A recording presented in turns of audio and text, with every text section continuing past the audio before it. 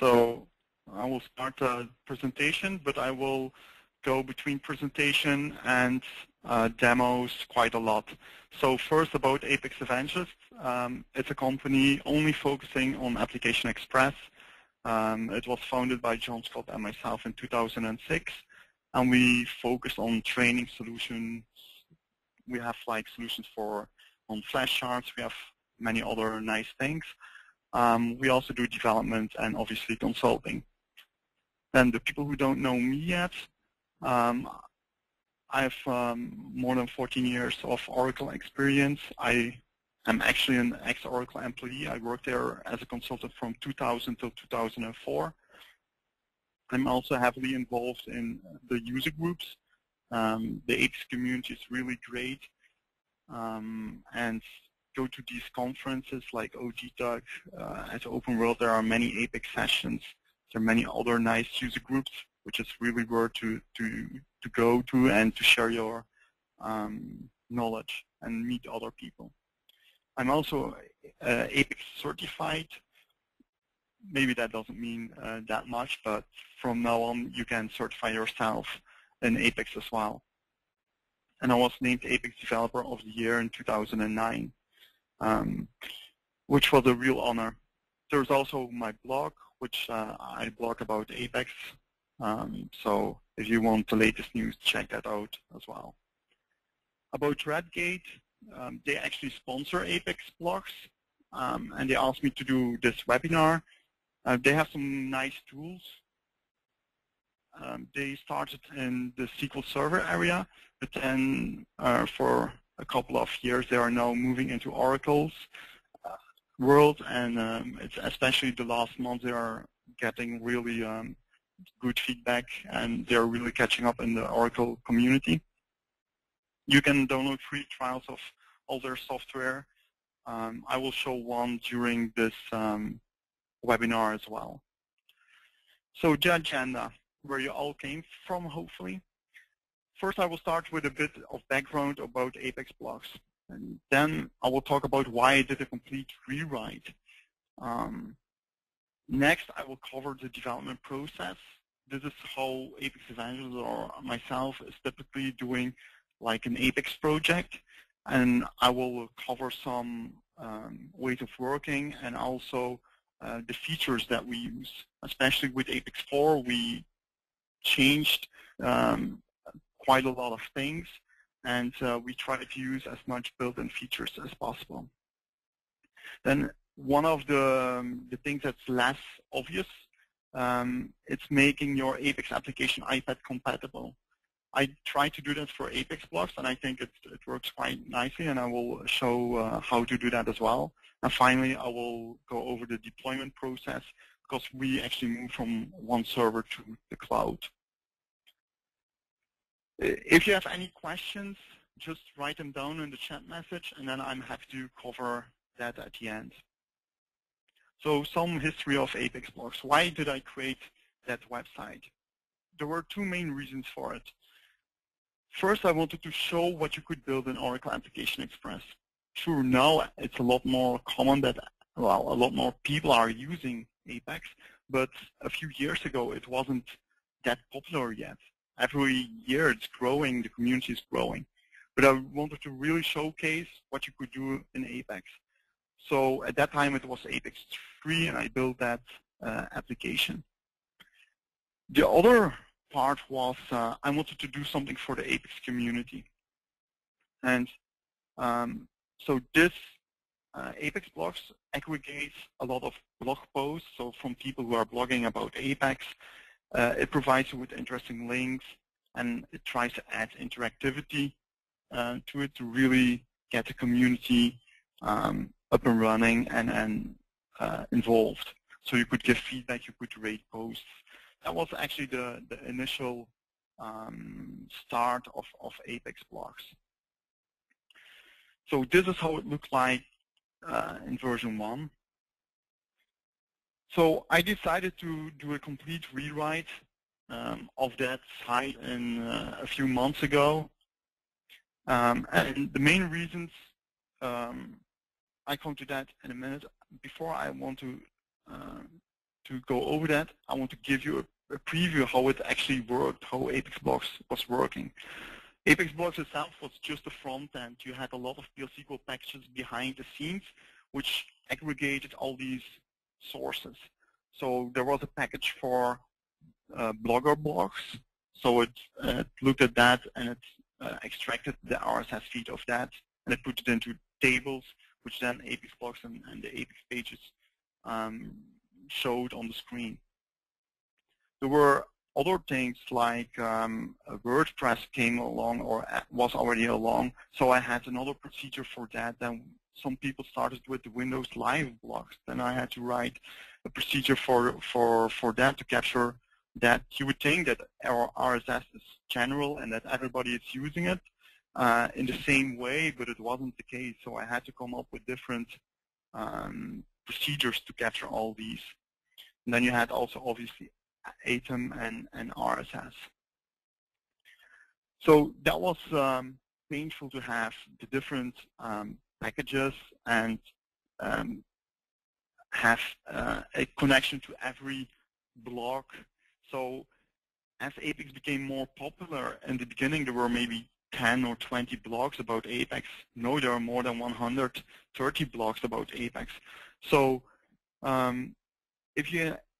the first version of APEXBlogs was doing a connection to every single blog. So it did a connection to my blog, I did a connection to John's blog, I did a connection to, if, for example, Redgate was blogging about APEX, it would do a connection to that, it would do a connection to Patrick Cool's blog. But it would do a connection for every blog. So, for example, with 100 blogs, you've got 100 different connections.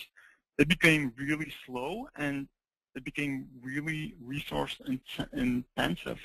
The server was heavily loaded while it was doing that. Opening a connection, closing it again, opening it, and then doing a merge. Like all these things had to happen. It was intensive, and to just give you an idea about how long it took to synchronize, it was about 5 minutes when there were 100 blogs, and it increased heavily when there were more blogs. Then because I wanted to showcase a lot of the things you could do in APEX, but at that time we had APEX 3, so there were great things like a former report, you could add some charts, but to make it really interactive, you had to add a lot of JavaScript and custom CSS. So I added all that, but to make it all work and work not out of the box in APEX, so make it behave differently, have some nice slides in there, you had to hack a little bit the regions, the templates, you had to add custom JavaScript and all that. It was hard to maintain all that information. So when APEX 4 came along, the APEX development team did a really, really nice job. They added so much nice features. So I wanted to do a rewrite because I wanted that the server didn't have that much of a load, that the synchronization would be a lot faster, that my life became more easy whenever somebody added another type of blog. I didn't want to rewrite or create another package for it. And I wanted to use all the new features in APEX 4. So behind the scenes, the change that was made was in the middle between the blogs and APEXBlogs, you now have Google Reader. And Google Reader, it can basically get any RSS feed. And then there's a Google Reader API, and I just communicate with that. So the packages, they communicate to the API, and it's the Google Reader that's doing all the hard work to parse all the different RSS. So there's only one code base. And I will show you that in a minute, the code behind the scenes as well, obviously. So one connection to update all the blogs. Synchronization now, it's a couple of seconds. It's really, really fast because it's just one connection to Google, to the Google Reader API. It gets all the new feeds. and then it closes the connection and it's done. There's only one code base to maintain, so I don't need a Blogger, a WordPress API anymore. And all the JavaScript and the little hacks that I had to do in Apex 3 to get like a nice customer feeling, I replaced with dynamic actions, with plugins. I'm not sure how much the audience know about Apex 4, but it's really, really nice. And you definitely want to use the latest and greatest features they have in there. In a minute, I will go into all the code, and I will show you how I use these things behind the scenes. If there is something that I don't show and wonder how I did it, again, just type it in the chat window, and then I will show you that as well. In this webinar, I don't have any secrets, and I want to give you as much as possible. So now we go to the development process. So how did I start this rewrite? With Apex Evangelist, we use a development methodology. It's really useful if you, like we do a lot of Apex projects. To manage all of them, you need to manage them in a certain way, and it makes it so much easier if you manage all the projects in the same way. So that's what we basically do. We changed our infrastructure. We created scripts that can generate or can create a new project very easily. We have Glitchy, it's called. It's like a development or a project management tool. There are other tools like in Apex 4 you have no team development, but there are tools like Jira. There are many other tools as well. But we built Glitchy in Apex, and we can integrate it quite nicely. And I will show that in the live demo very quickly as well. So APEXBlogs version 2 is now running on Amazon. Before it was running in a data center in the UK, but now we moved almost all our projects to the cloud. The server is running on Oracle Linux. We have an Oracle database, 11gr2 in place. At the moment we use Apache with Modtail SQL as a web server, but we have next to it the Apex listener running as well. We are testing it, but we didn't migrate everything yet. Then we use Apex Horizon with the latest patch to do the subversion or version control of all the projects. We use Subversion and Dropbox. If you don't know about Dropbox, it's really powerful. Just query or Google Dropbox, and then it gives you basically a disk, and it's some kind of version control as well. And we use it to sync all our files into Dropbox. All the projects, they use the same backup strategy, so all that you want, all that at place, you really want to treat Apex projects as real projects. In my experience, I've seen that Apex projects are used as like quick and dirty things. Surely you can do that, but if you want to do bigger Apex projects, you need to have some methodology in place. So let me do a quick demo how we do that. So this is on our Amazon box. I can show you all the projects that are currently running on this box. So here, for example, is APEXBlogs. But there's other projects like the tournament running there. There are many other projects running there. If, for example, I want to do APEXBlogs version 3, what I do is I say make projects, make project, and I give it the name, for example, APEXBlogs 3. So the script, what that will do is, let me go up a little bit. It will create a directory structure. So every project has the same directory structure.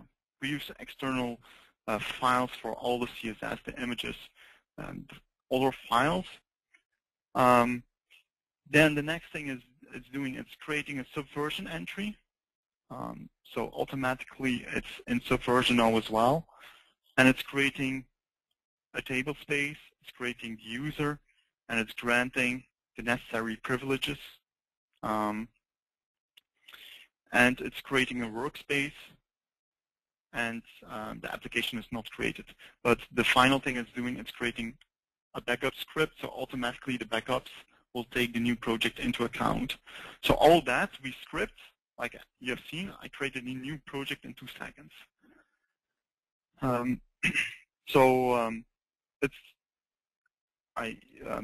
It's really useful to have something like this. And just look at your own environment. If you can do that, it's really beneficial. We find it really beneficial to do that. The next thing, so now, for example, I could log into APEXBlogs 3. APEXBlogs. So here it is. It asked me to change the password the first time, and then I can start creating an application, etc.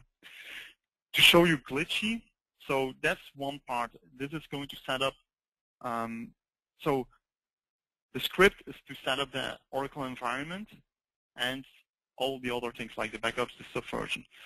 Glitchy is where we manage our project. So if I log in here,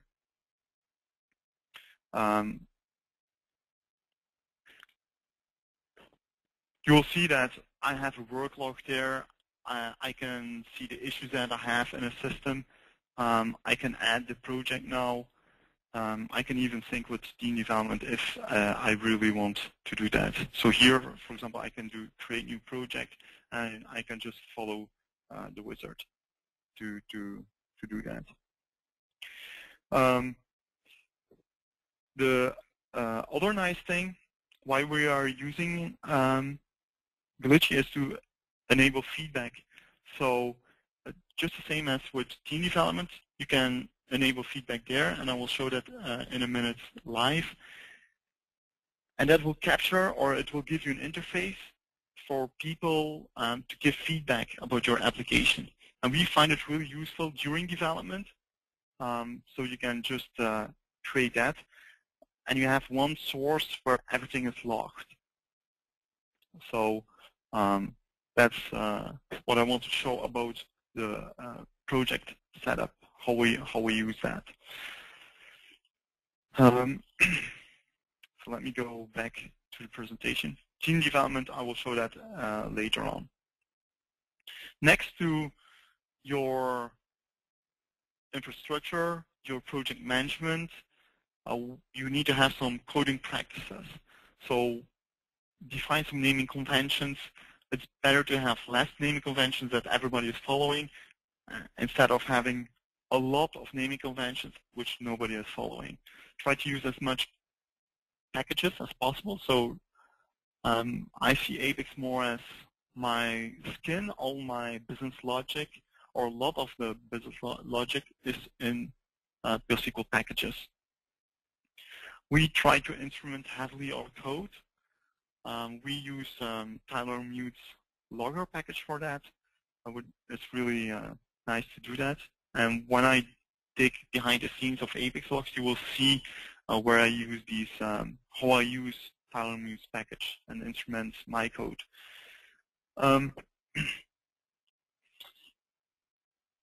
Try to use as much reusable components. For example, when you need to add some JavaScript, or you downloaded like a jQuery plugin somewhere and you want to integrate that. The first time you can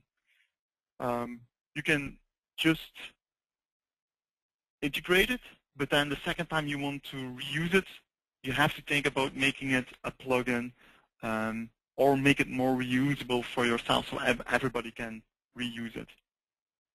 We tend to comment where necessary. I don't say here comment everywhere, just where you think it's necessary. It's always nice to see your own code and then look at it and know what you actually did, or look at somebody else's code and figure out what they meant with that.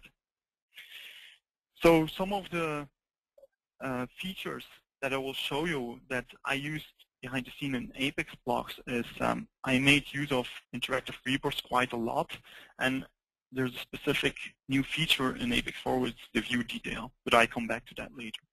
The charts and the maps in APEX4 are completely different and upgraded compared to APEX3. They're really nice. They are now based on AnyChart 5.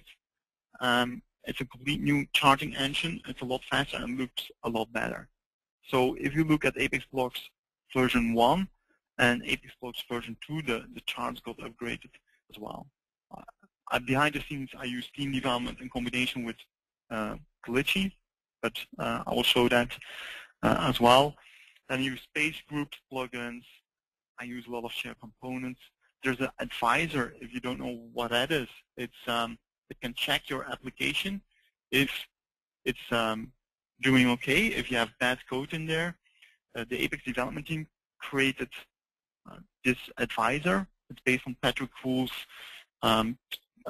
advisory tool for APEX3. But no, it's completely integrated in APEX4. And then I use substitution strings. But instead of going over all these slides, it's better that I show you, I think. So I will log into the development system. So APEXBlogs. So here I have APEXBlogs version 1 and version 2. I will go into version 2. If I just run the application, the first thing you see here, you have the home screen, right? So here, the blog section, that's actually an interactive report, and then you have two normal reports. The tweets and the plugins, they are normal reports. The reason why the tweets and the plugins aren't interactive reports is because of a limitation in APEX4. You can only have one interactive report on your page, or you have to use iframes or other ways to hack APEX a bit. But in this case, for me, it was fine to just have one interactive report. If you look throughout the application, this is an interactive report, but I use a feature which called View Detail, and it shows the block, or it's parsing the block a lot nicer.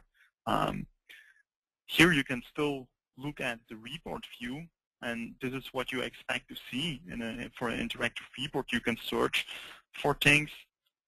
So here, everybody where it finds review, it searches for that. So you can use all the functionalities of the interactive report, but the view detail, that's really the nice thing. So also here, I can just search, and immediately I find all the posts with APEXBlogs in it. So if I look behind the scenes how I created this, it's a bit slow. So here there's one interactive report, and here is just the source, so just a SQL statement. And then in the report attributes, you want to go a bit down here, and you will find the detail view. And in the detail view, you can basically define your own style. So I create a table around it, then I say, here's my title, and when you click on the title, go to the actual blog.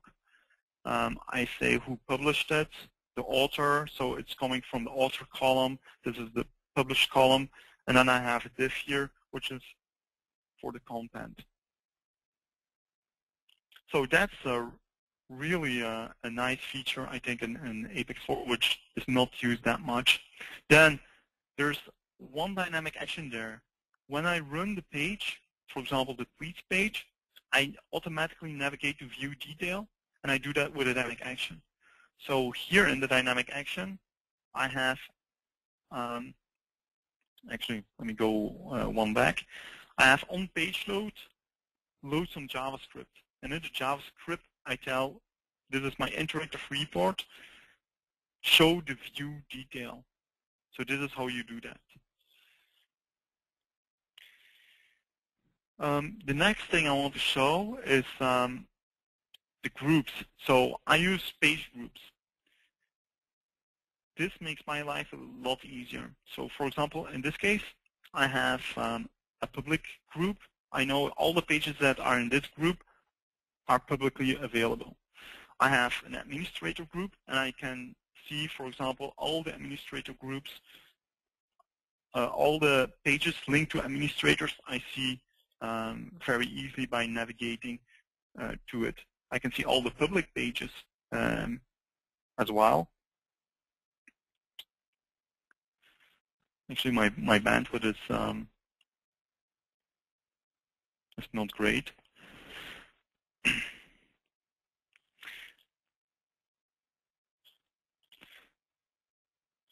Okay, so here I see all the public pages now. This is what everybody can see. But there are some areas where you have to register. So you need to be a user. You need to have logged in to be able to access these pages.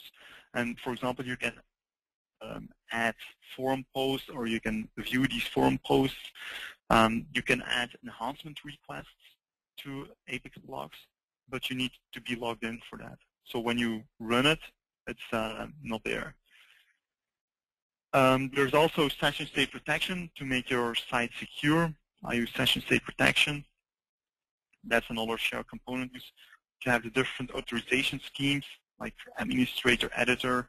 For example, for the quick tips, only the owners of the quick tip can edit their things. Obviously, there's an authentication scheme, which is a custom one. And then I also use plugins. So let me drill into this. At the moment, I use these plugins. So, for example, there's star rating. I will show you where I use that. There's a watermark there. There's our non-flash charts plugin there. Group select list. So I use plugins that other people created or that I created myself.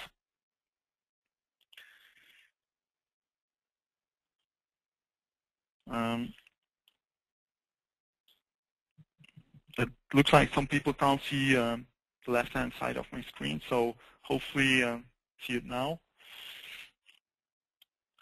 So if I run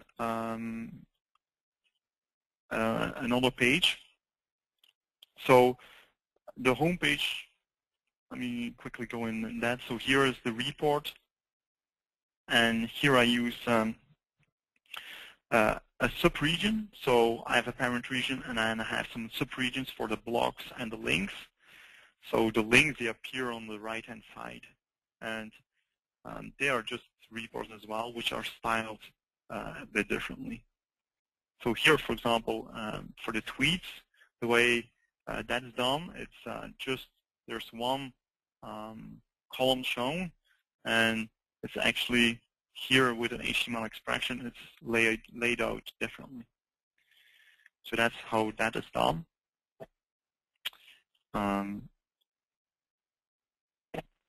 And also here, like, I have a dynamic action there. There's also page 0, which has elements that you find back on a lot of screens. For example, the search, it's defined here. There's a footer there, and there are some dynamic actions here as well. For example, we come back to that later, to check the orientation of your iPad if you're running on an iPad. Or when you hit enter in the search string, it's doing something. So if I run the application again, so here's the search. What you can do is if I search for APEXBlogs and I click enter, then it goes to the search page, and it shows the tweets that it found. It shows the blogs. And the way it's doing that is just calling this page, and it's passing to the interactive report a row filter. So it's resetting the interactive report. So if you did a search before, it's removing that, and then it's adding this row filter. So you, in the interactive report, you can just add or pass the search through a URL as well. So let me go to the knowledge base now, and then the APEX enhancement request. So here we need to log in to submit a request. So let me log in. Obviously, I'm an administrator, so I get like an admin tab here, which you don't have. You have my profile now, and now you can submit requests. You can also view the enhancement requests here. And the page is still loading. It's, I guess with the broadcast, it's loading a bit slower for me. Let me do it from this side. So here, for example, you see I use a star rating. Let me log in here as well. Let me turn on this.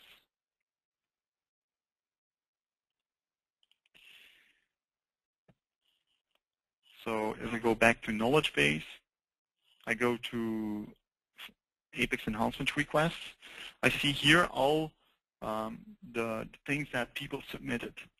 So I can't change these, but this is, for example, one of myself with this username, so I can change it. But I can comment on another enhancement request.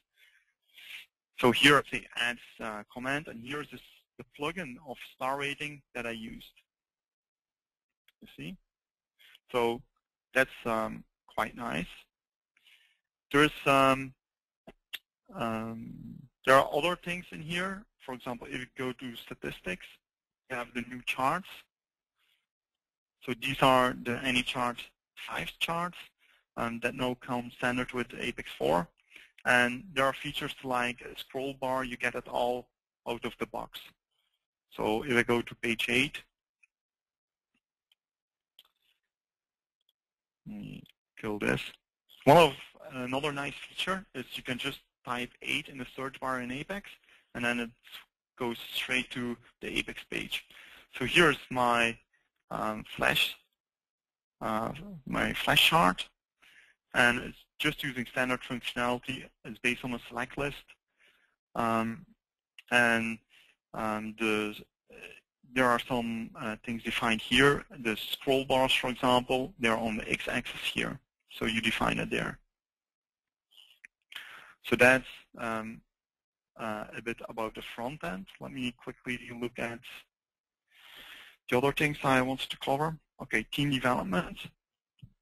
Let me show that as well. So when you run the page, there's a feedback link here. Let me do it from here. So I can enter feedback. So this is just using standard team development at the moment. So I can type in test from webinar. I can say it's a general command, a bug, or an enhancement request. I submit the feedback. So now any person can do that. For me, it's quite nice because I can just go to team development in APEX 4, and I can see all the feedback that was submitted by the. So here, for example, I see there are 30 feedbacks from nobody, so people didn't log in. There are some feedbacks from other people here, and I can look at all the feedback. I responded to 97%. So here's the feedback I just entered. Test from webinar. I can now say, well, this is closed, or I can acknowledge the bug, and I can say, great, it's working. It's my public response. And I can give it back to the people. So I can show everybody that feedback. I didn't implement it yet because I have the integration with Glitchy, and I want to hook that up, and I give everybody access to Glitchy. So that's a little bit about team development. There are other nice features in team development. For example, you can add milestones. You can define your features you want to have in there. If there are to-dos, for example, I have some features. I finished 46% of the features that I wanted to do. Here I see which features I still want to add.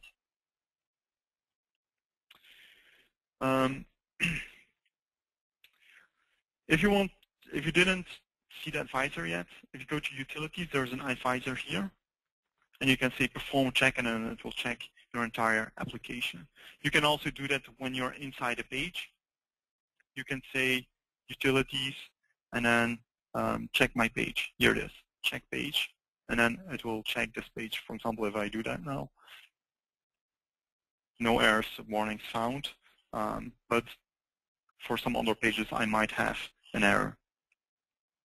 And when you do this on an APEX application, you will be surprised how many things the advisor finds.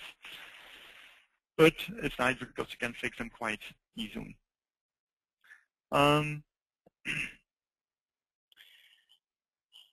What I tend to use as well is substitution variables. For example, if I don't want to hard code my pad, if I want to change the server, for example.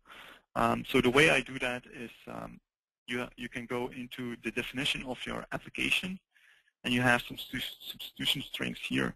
So my base pad is, for example, this. So then you can just use &basepad dot in your HTML code or anywhere in Apex, and then it will use, or it will substitute it with this value. So that's what's there in Apex. I've also, there's a white paper or a PDF that will be handed out at the end of the webinar, and that's more in text style what I showed on this webinar. But here you find also the features. So for example, here is what I showed with the interactive report. And I explain a bit in more detail. For example, the maps. There's a map in there that shows all the Apex usage. So that's a standard map in Apex. And how I made it iPad compatible, etc. So that's for the Apex part. If I show you the code behind the scenes, so this is my package to sync the Google feed. So here, the first time I had to sync, I used a different procedure, but all the other ones just use this, and it's basically a merge statement. It searches for, or it connects to Google Reader, it gets the XML, and then it's merging that into this table here. The same for doing plugins. There's a plugin feed. There's all the Twitter. So there's the tweet feed. There's also a special thing. For example, the plugins of Oracle, they listed on the plugin repository. And it's actually not, they don't provide an RSS feed. So there's a HTML source. I just parse the complete HTML, and the way I do that is by using UTL HTTP, and I just parse the text that I get, and then I put it in my table. Here is one of the examples where I will show the instrumentation. So here I used logger.log. So whenever this is ran, I can see in the logger views that this is being called. Then later on, here I see the string that it finds, and here the procedure ends. You really want to check out on Tylermute's logger package. It can do a lot more than I'm showing here, and it has a lot more options. It's really useful. We use it in almost all our projects.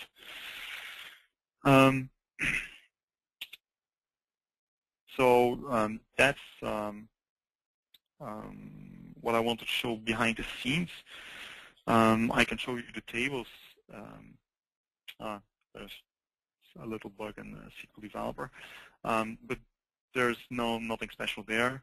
One of the announcement requests that I want to do is send Twitter messages straight from APEXBlogs, but that's really hard to do that. So we'll see when that feature enters. Okay, let's go back to the presentation now.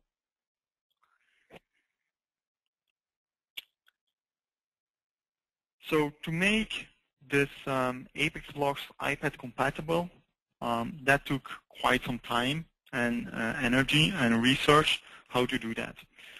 If you just use you create your Apex application and you use a team, there might be a chance that it's iPad compatible, that it just runs fine on your iPad. But it might be that it's not doing it, especially when you use a custom team like on APEXBlogs as a custom team. It depends how you develop that. So there's all the iPad development and all that you can try on your system as well. I can't show you my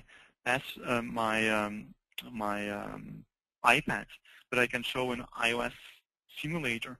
So if you download Xcode from Apple, it comes with an iOS simulator, and it has the different devices here. So this is an iPad. So I can just go here, and this is when you click here. So this is an icon, and just calling the page, and it opens APEXBlogs. So this is how APEXBlogs looks on the iPad. So let me switch back to this.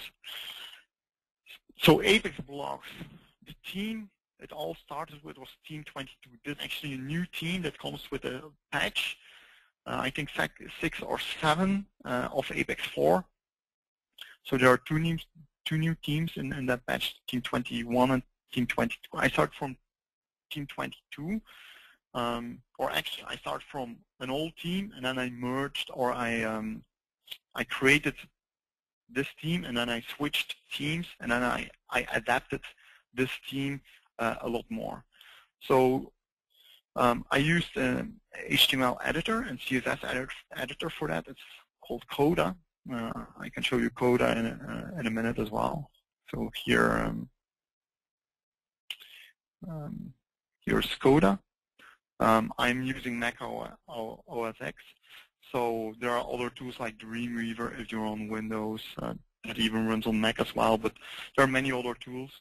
But this tool really helped me a lot. I created the team just as HTML first, and then after the fact, I migrated to Apex and moved it into a template. So all the hard work was done in Coda. Then I customized the teams or the templates that come with Team 22. And to make it iPad compatible, I had to use different style sheets. So I have a style sheet specific for the iPad. It's actually, I use the same style sheet, but I override some tokens or some CSS with this iPad.css version. Then to get the icon on your iPad, you can use Apple Touch icon, and this is where my icon is. So that's why when you add APEXBlogs to the home screen, you get a nice icon of APEXBlogs. There was another issue. When you run your Apex application on an iPad, let's say 90% or 95% it works. If you have a lot of charts, they don't render because they are Flash-based, and iPad doesn't support Flash. So we had to come up with another solution. So there are plugins, so non-Flash charts possibilities, and the one that I used obviously is the one of the one we created. It's called NF Charts. So this is a non-Flash based charting engine, and I will show you that plugin as well. So you can easily import that plugin. So I didn't show the import, but you import it, and then you can use it in any way you like. So if you go to that page, let me do statistics. So this is the non-flash version. So here you see all the plugins. So for example, this plugin, I don't have a title, I don't have a subtitle. I have a tooltip here. I have a SQL statement. This is a SQL statement that I use, and the options I use. I use some specific options to get the same look and feel that I have in the other charts. So when you run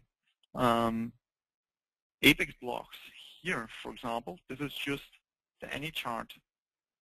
See, about any chart. So this is the any chart. However, if you run the same page in your iPad, it's going to a different page. So I click on statistics on my iPad, and it's actually rendering the non-flash charts plugin of us. And this has, it's very similar if you look at that. So it's very similar. I don't have the scroll bar here, but it looks very nice. I can go down. I have other things here. I can even say, like, I can zoom in here. So that's a specific feature of non-flash charts. And it's all, I didn't have to do that much. The plugin is all doing that for me, or it's actually just in the non-flash charts. So the way I did that to show or to navigate to another page when you're on the iPad is by using a dynamic action. So if I go to page 8 again, so here I have the dynamic action check for iPad or iPhone. I just do on page load, I check for some JavaScript. And I check if you have an iPhone, an iPod, or an iPad, then I redirect you to the non-flash charts page. That's the way it's working behind the scenes.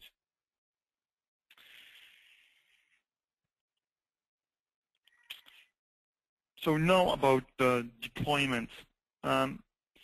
If you want to deploy your Apex application to a different server or to, well, the same server but your production instance, the way this is normally done is we have development, test, acceptance, and production. You can have multiple environments. It depends on the client how many environments they have. But typically, if we run the project, then we have development and test environment on our servers, and the acceptance and production is on the client servers. So whenever we deploy something, we take, or for example, when version 1 is deployed, we take a copy of production and we move that again to development, test, and acceptance, just to have the latest data. For some clients, they don't want to do that, or the data is too big, or they don't want to give all the data there. So we have routines to scramble data as well. So it depends a bit. But that's typically what we tend to do. When you're deploying an Apex application, there are 3 parts, or 2 parts, depending your setup. But you have the database part, you have your Apex application, and then you have external files, if you use that.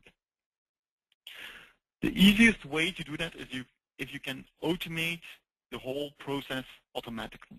So going from development to test, that's on our servers, so we can automate it with one script, basically. We run one script, it takes an export of the application, it imports the application, it also does a data pump of one environment and puts it in the other, or it's just running a script. It depends the configuration. If you want to do these things manually, you can do that as well. You export your Apex application from development, you import them in your test environment, production environment. And one of the features I didn't show, but which is quite nice in Apex, is supporting objects. That allows you to add scripts to the Apex export as well. So, for example, if you need to change tables or you need to update packages, you can include these scripts with supporting objects, and then they are installed automatically at the end when Apex is imported, or it gives you the option to install that. You can go the data pump route as well, or just if you have your own scripts, upgrade scripts, you can do that. Or what we use as well is like a schema compare, which generates the scripts for us. So to go from development to test or production, we can just run schema compare, and it basically generates the script. So you're sure you use the everything and you don't miss something. Or you can just use it as a check against your subversion what you have in there. But it's quite useful to do that. So there's a big difference in deploying the first time and deploying a patch or a next version. If it's, for example, a patch, you can just export, for example, the page, the Apex page, but then you really have to have some practices in place, like you need to have the same workspace and application ID in every environment. So it's not straightforward, and we don't tend to use that.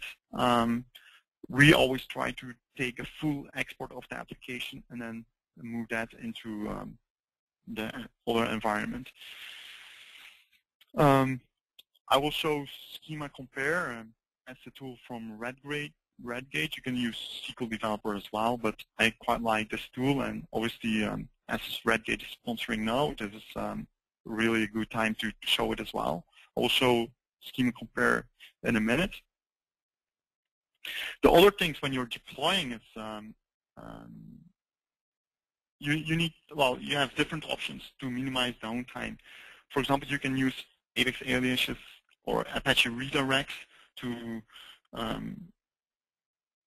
install, for example, the new version next to the other. For example, with APEXBlogs, I could install APEXBlogs version 1 and version 2 next to each other, and only when I change the Apex alias, it gets picked up by all the other people will see it because they use that alias. Or in Apache, that alias is specified and it's used, or there's a redirector, so only then the switch is done.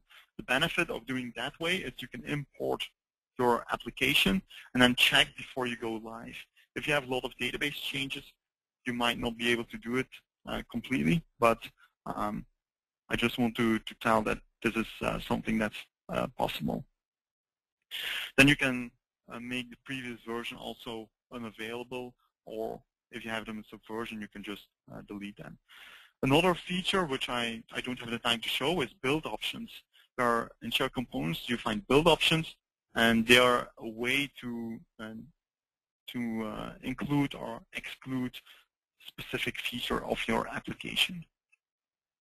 So let me quickly show if you want to compare two schemas. So the Redgate tools, they are Windows only. So I use it in a virtual machine now. So if I run Schema Compare, it pops up with like the screen where you can say like, this is my source, this is my target, and compare these things. The nice thing is, if you click that away, there's open recent, and I can just see the other things that I did before. So one of the big differences, like on my blog, you find a comparison between different tools that allow you to do these schema compares or generate scripts. Or the big difference with Redgate's tools is that they are very simple and very user-friendly. So here, for example, you have the different options, for example, to ignore white space or ignore the storage clause in the scripts when you do the comparison. Another thing that we use a lot as well is we compare our database against a snapshot. And a snapshot is something you take, for example, at a client side. You take a snapshot of their environment, and then you can just compare it to the snapshot. So you don't need the direct access to the database. So here, for example, I define my source database and my target database, and automatically, if this is correctly assigned, you get the schemas, which you can compare. So I will just do sample and sample backup. I actually use this for APEXBlogs as well, because we move from one server to the other. I wanted to compare, so I can just compare to different servers as well. I wanted to compare if I had all the previous version of APEXBlogs. I just wanted to have it as for backup. The total layout is changed in APEXBlogs version 2, but it's quite, I use it and I found it very useful. There's even a data compare, so you can see if you have all the data. So when you say, okay, compare these two, you say compare now, and then, okay, so it's quite fast. It compares and it tells you, oh, there are 13 different objects in the schema. There are 5 objects that only exist in XE. You can drill down in them. You can say, I click on these, and you see the differences. For example, here I use a different table space. In this procedure, I have a different file content. So I can say I want to have all these changes, and then I can say deploy these changes. So I can just deploy to the other server, and it will, well, make them the same, or I can say create me a script, and then open the script in, for example, SQL Developer. So there are different ways here, which is quite nice. I see we are running, well, almost running at the end. So that's what I wanted to show. If you want to have more information, so obviously I hope you know by now that APEXBlogs exist and what the URL is. And I hope you register on APEXBlogs and that you become part of the APEX community and that you put enhancement requests in, give feedback, and we'll see you there. If you want to try Schema Compare, there's a URL which will give you a 14-day trial version. If you want to talk to the Redgate team, the phone numbers are in the presentation as well. The presentation you can download from their side, from our side. And there's also the document. There's the webinar which you can download. So definitely check that out. If you want to have more information about the non-flash charts, which I showed, or glitchy, you can go to APEX Evangelists website, or you can give me or John is in the UK, so you can give him a call. There's also an ebook if you want to know more about APEX 4. I did a series of blog posts over the last months and years, and there was an ebook created, which is also on the, you can download it on this URL, so you have more information about that. So now what we will do is, I hope James, he has all the questions. I will hand over back to James, and he will fire some questions that you had, and I will try to answer them. I already thank you a lot for attending this webinar, and I look forward to the questions. James, you can take over now. Hi, Dimitri. Thank you very much. Before we move on to the questions, one quick thing about the ebook that will be available on our website probably tomorrow morning. If we get time, we can get it out there tonight, but I would certainly check back tomorrow. You will receive a follow-up email after this session. That will come through tomorrow, and there'll be a link to the page where you can download the recordings and the ebook. So we have a number of questions already. If you do have questions yourself now, please, if you can type them into the questions box, and I can put them to Dimitri. So I'm just going to open up the questions now. Let's just scroll back a little bit.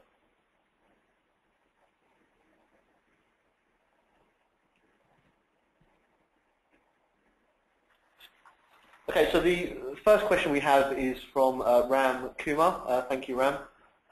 His question is, I would like to know about how Apex allows you to work with graphics, like drawing circles and other shapes that we can do in Java and Cold Fusion. Sorry, I didn't get a complete question, James. Okay, so the question that Ram would like to know is, how Apex allows you to work with graphics like drawing circles and other shapes that you can do using Java and Cold Fusion.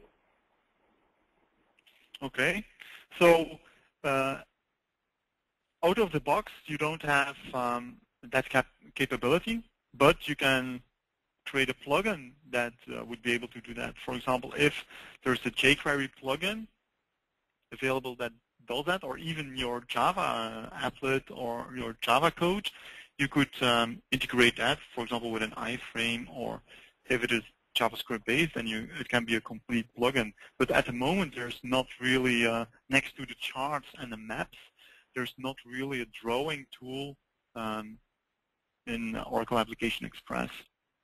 But if you go, for example, to Apex, well, actually you can just go to APEXBlogs and then go to, so here you see all the plugins.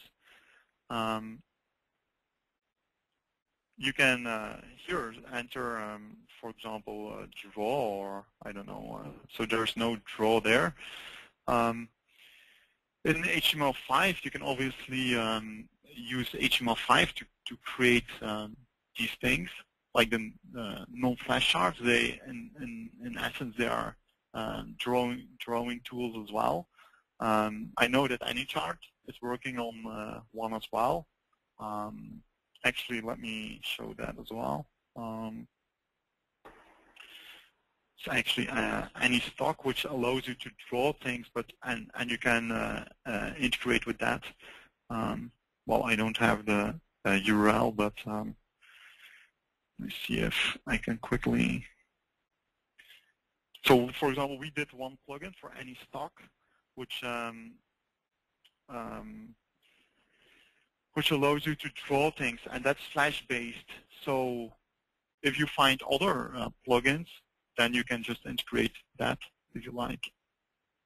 I hope that's a sufficient question. Otherwise, you can answer, or you can enter a new question, and then I will try to give more explanation. James, is that okay, or you want me to give me another question? We've got quite a lot of questions to get through, so I'll try and get through these now. So the next question is from Vincent Goff.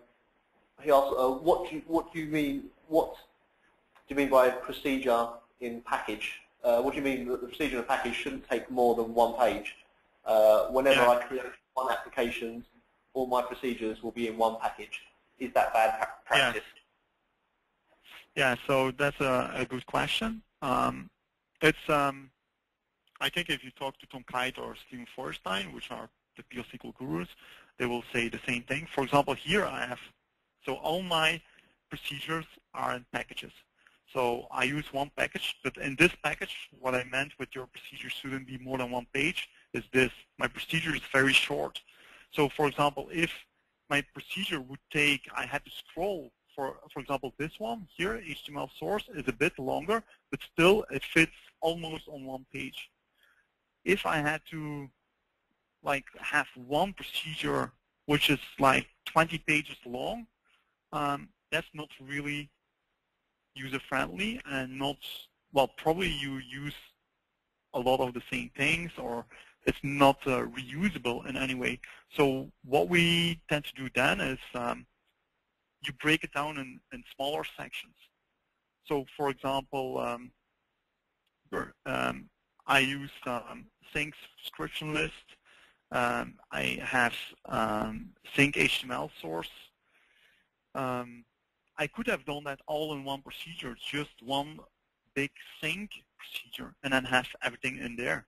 So that's what I meant with that. Try to get your procedures smaller subsets so they are easier to understand, and in your main thing, you just reference them. You can just say sync subscription, so you can just call them from for example, from this package or procedure.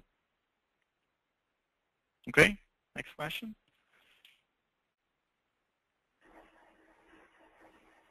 Okay, so the next question is from Raymond Tan. Thank you, Raymond. can I have multiple Apex installations using different ports or binaries on the same physical host? Well, the answer to that is you can have only one Apex installation in the database, in your Oracle database.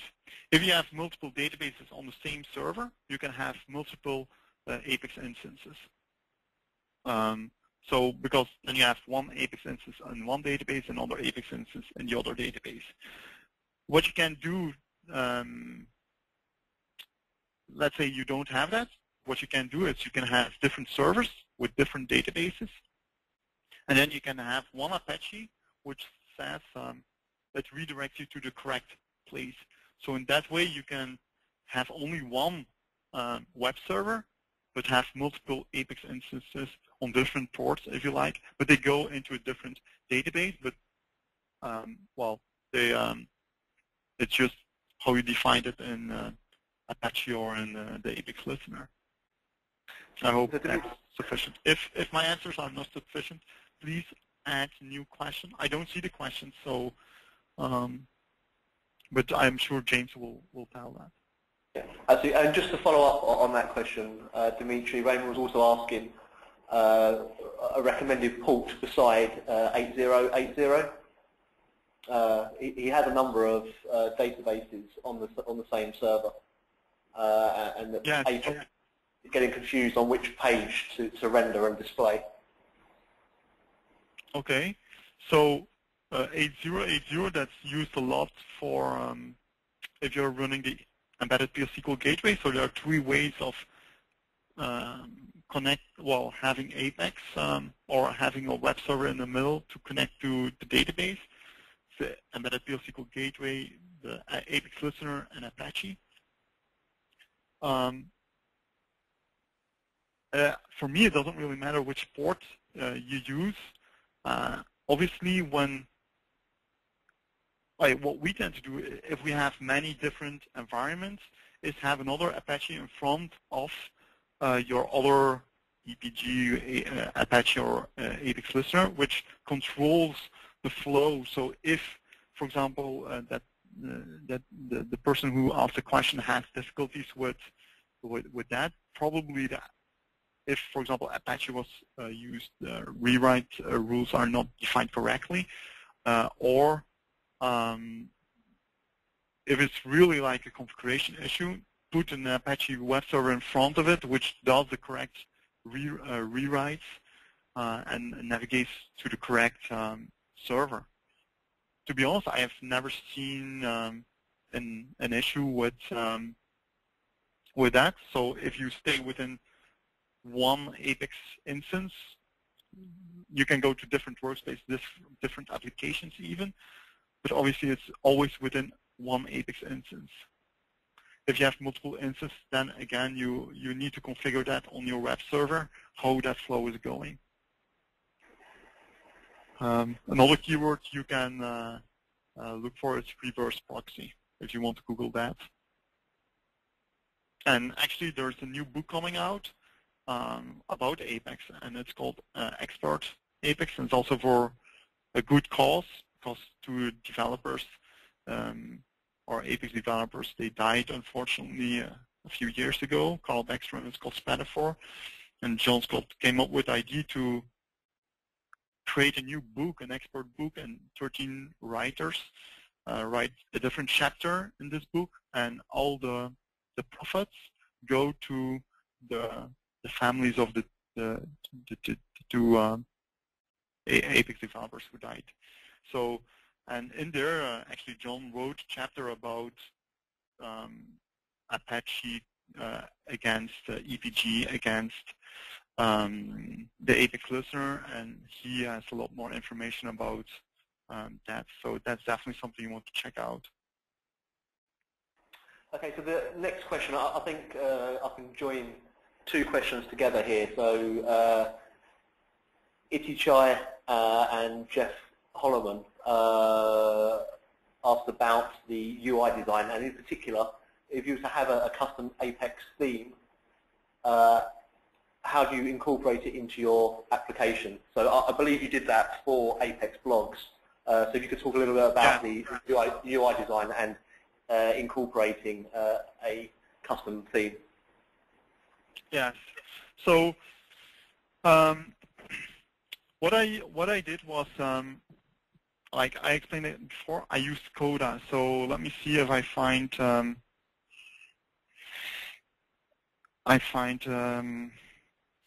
the file that I used before.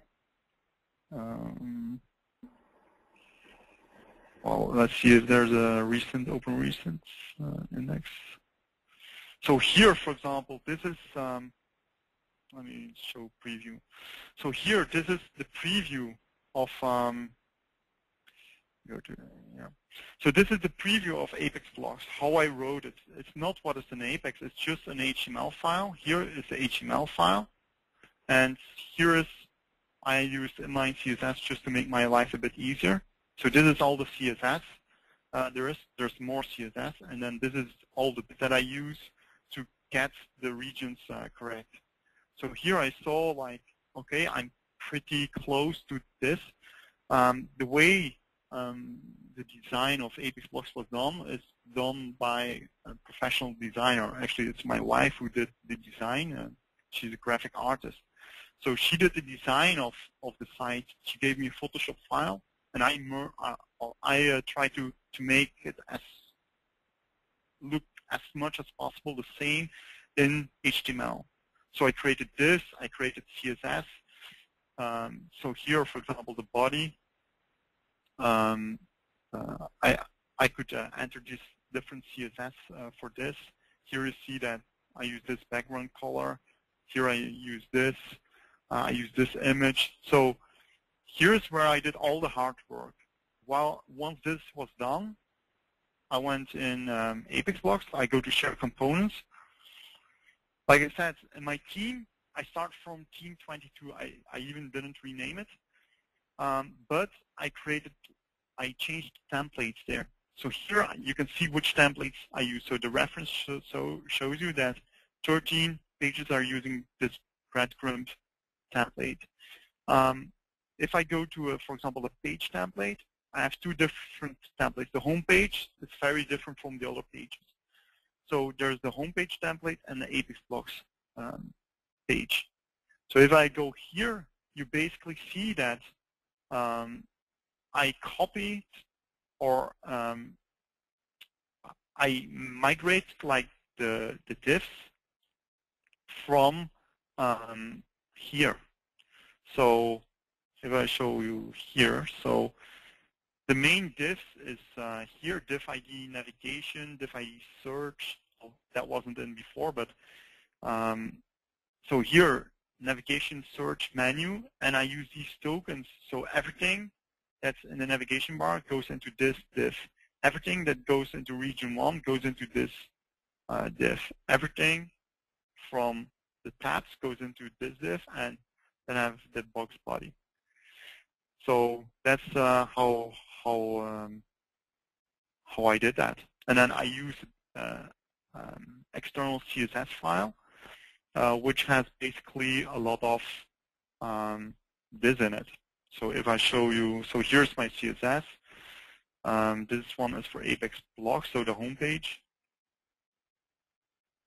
So here's body. You can basically see that it's a rip-off of what I did in Coda. So body, and my navigation is here, my menu. So that's the way I did that. So it's a lot of manual work, but yeah, that's how I did that. For example, I didn't do it for the admin screens. So if I go to admin, you will see that the layout is Team 22.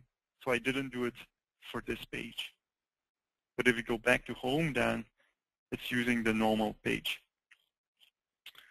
I hope that's sufficient as an answer. Thanks, Dimitri.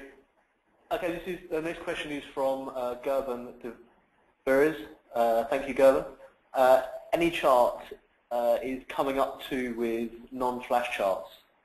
Is there any chance theirs or yours is getting integrated into Apex soon? Well, the big difference is that our charts are already available today, like the non-flash charts are available today. It's in the same direction. Apex says that they will include non-flash charts. They try to get it in 4.1, but probably they won't make it in that version, so it will be later. It depends how long you can wait, if you want to wait for that or not. But the other big difference is that we have a close partnership with AnyChart as well, so we follow up the non-flash charts version of them as well. They look nice as well, but it's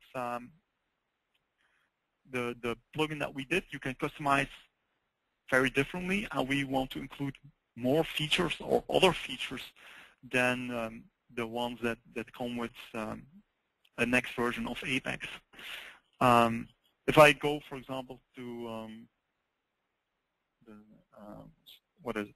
That's non-flash.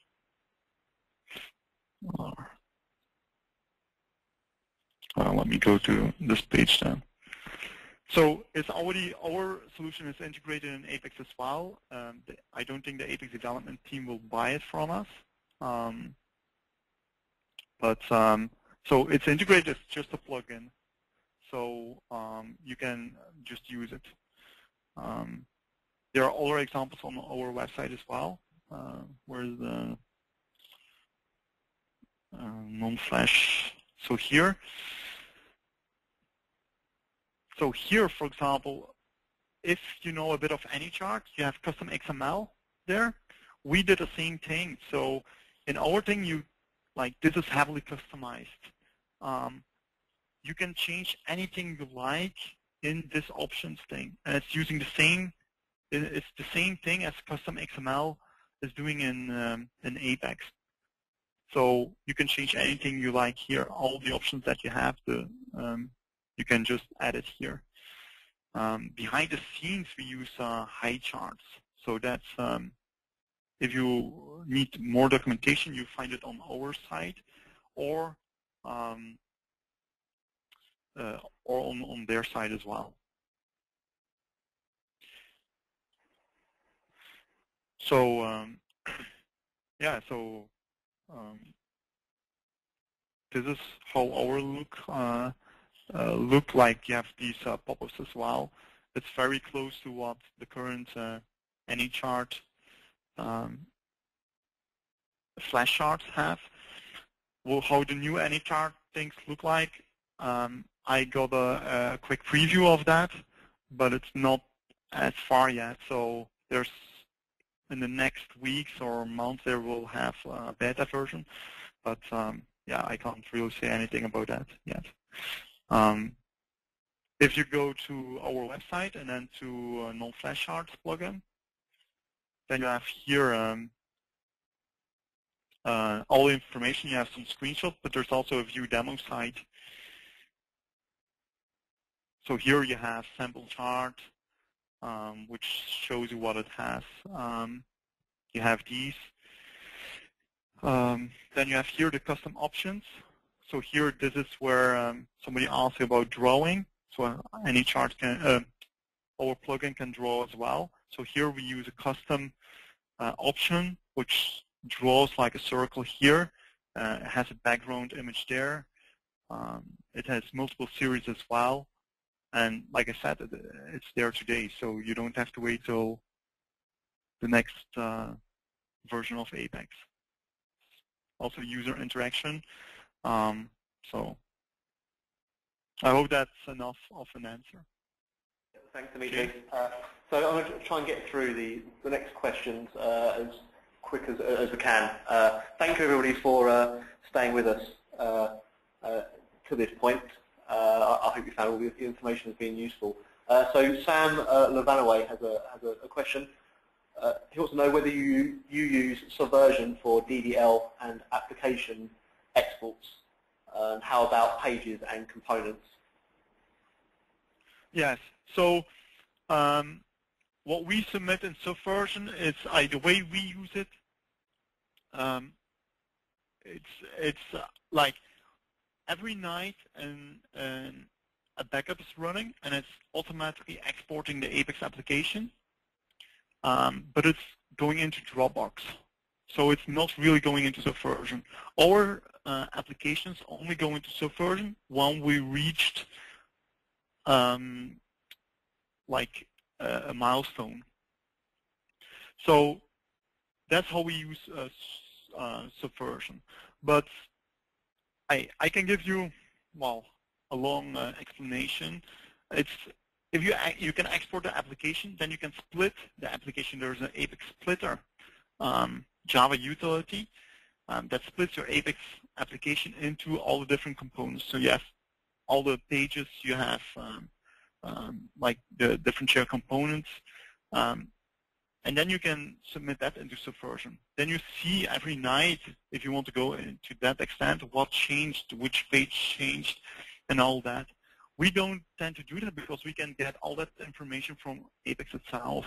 So we have like the Apex Workspace Activity Log shows you all the changes that are done. In Glitchy we have like that integrated as well.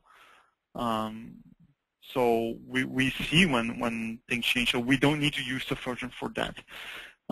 Like I said, the backups, that's for us the most important. Every night it gets backupped, and it's in Dropbox. And I can show you actually all the backups, so you don't think I lie.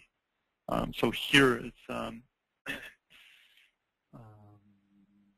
a repository. Where is it? Backups.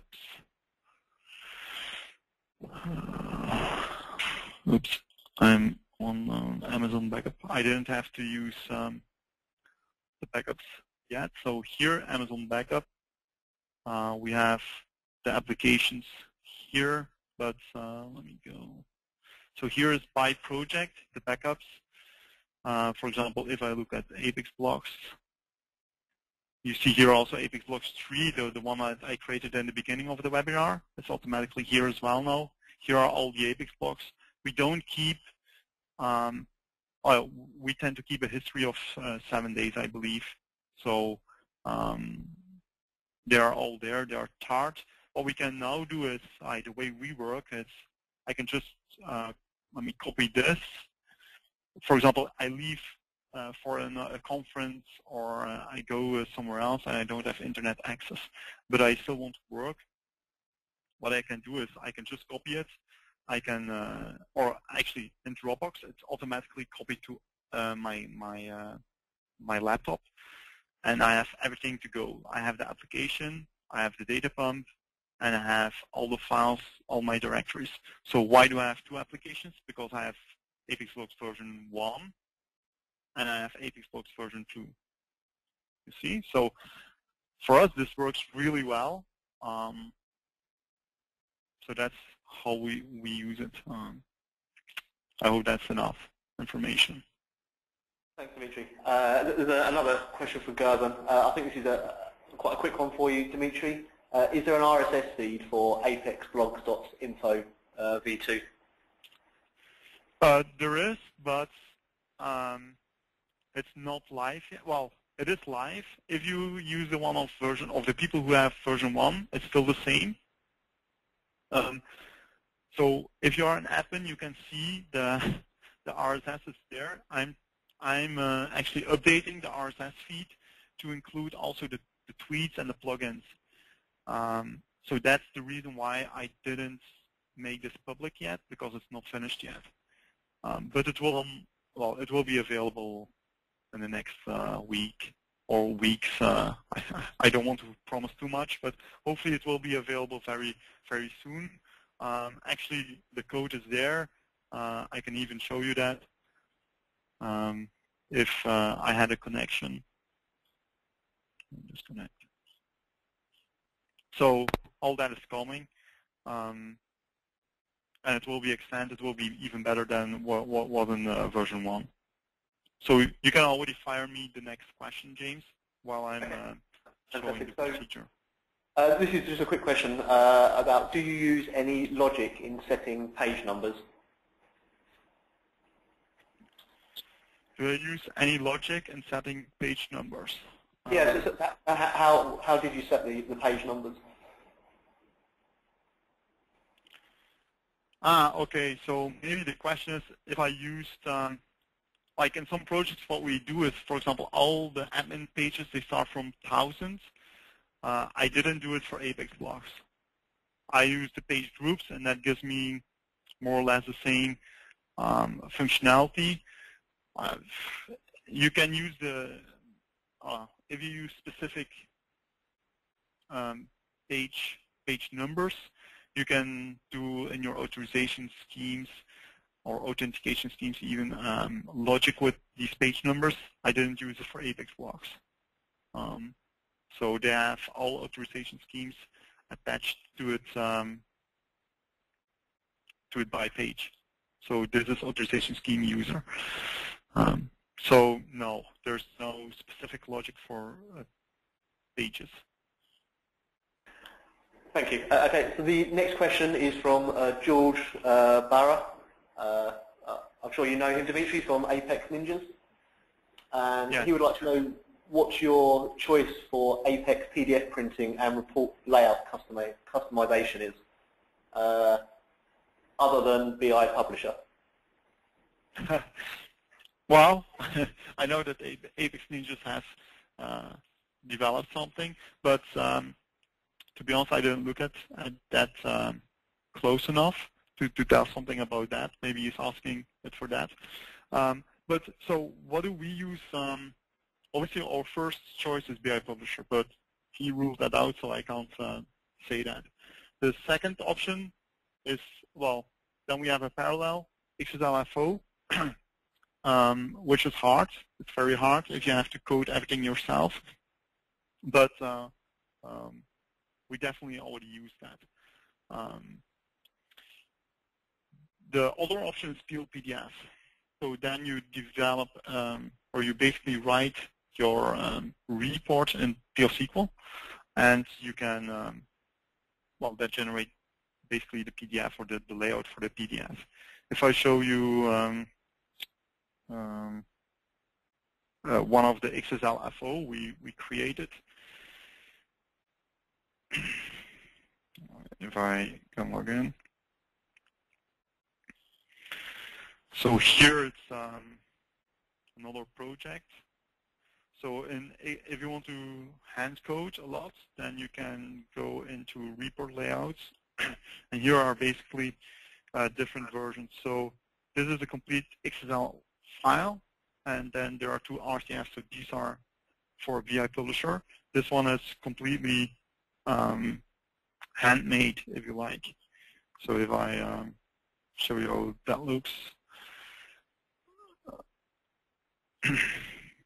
So here, this is the XSLFO for a report.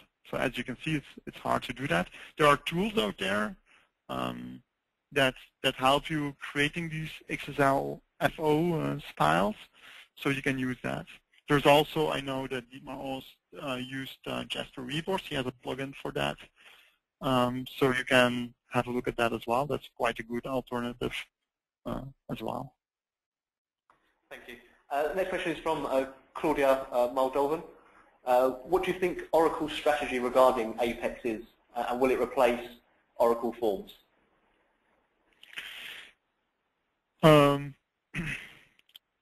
Well, the strategy of Oracle, well, I can only speak from what I know. I'm not an employee of Oracle anymore. So they still have forms. So if you have forms, Oracle still supports forms. They even created a new version 11 of forms.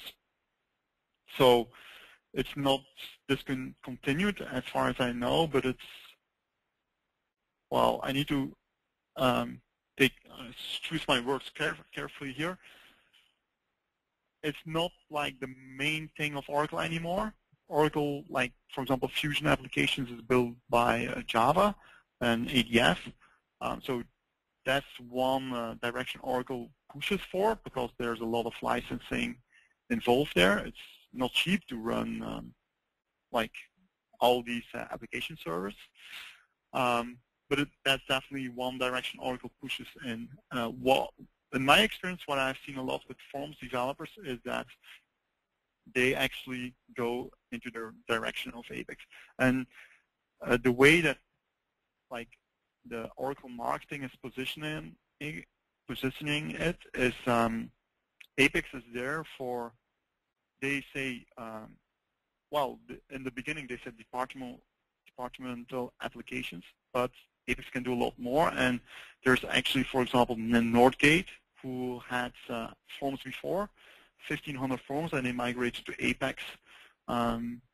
There's another company in the Netherlands, a bookstore, who first migrated their forms to ADF or Java, and it was too hard, and they migrated to Apex as well, and they use Apex. So Oracle positions them both. The Oracle themselves, they say if you want like high-scale applications, enterprise applications, like their own Fusion applications, they tend to position ADF.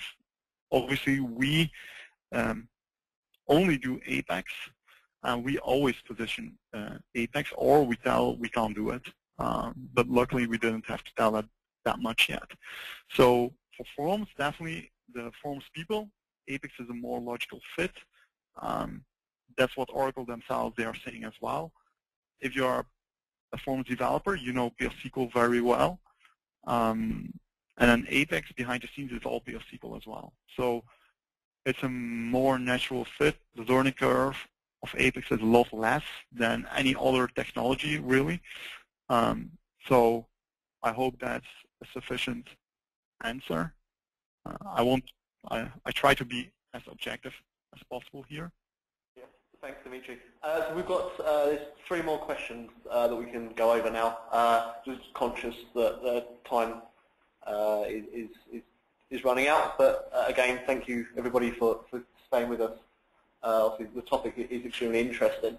So the next question here is from Rakesh, and he would like to know: is there a plugin to get data into a database table by a spreadsheet upload from an application? So is there a spreadsheet? Is there a plugin for a spreadsheet upload from an application?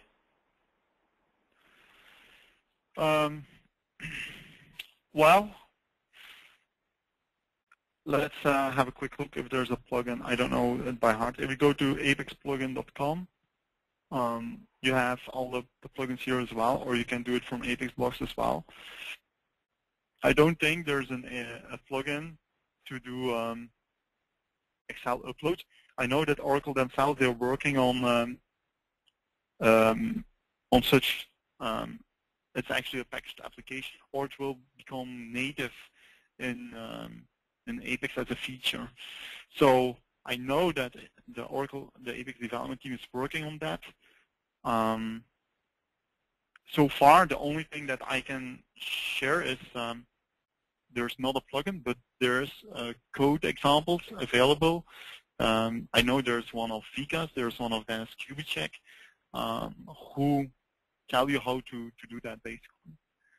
So there are already examples about that. Actually, I should use APEXBlogs a lot more. If you go into APEXBlogs and you go into the search and you say Excel, here you find here, for example, paste Excel data. I think that's from Sarah.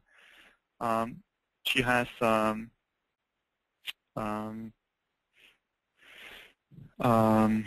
feature, something that does that as well. It's not this one, but there are. Have a look here, and there are definitely some things here. For example, here, actually, I blogged about it in the Apex Listener. There, you can, if you use that, you can natively upload Excel sheets as well. So read it here. I know that like it wasn't completely working as expected in the beginning, but now there are, like, when did I do this post? In February, like this is more than a year ago. I'm sure it's better. It's a lot better now. So you can just use that's basically what you do is you create on your page a file upload item, and then you take the Excel file and it is put into a collection, and then you can read from that collection. I actually wrote up here how it is working. Chris Rice is actually like the main guy behind this feature, so you can check that out. And as you have seen, use APEXBlogs to find what you need. Thanks. So last two questions, Dimitri. One from Zahid Khan. Thank you, Zahid. How can we freeze panes in a tabular form? How can you freeze a pane in a tabular form? In a tabular form. That is the question, yeah. So I'm not sure what he means with a pane. If he means like a column, you can do that with jQuery, like CSS and JavaScript are used behind the scenes. I think even there's a plugin for that that's doing that. On what do I search? Freeze. Here, freeze panes example. There you go. So So one other thing which is really good for all the Apex developers, there's the Apex forum on OGN, which is a great source of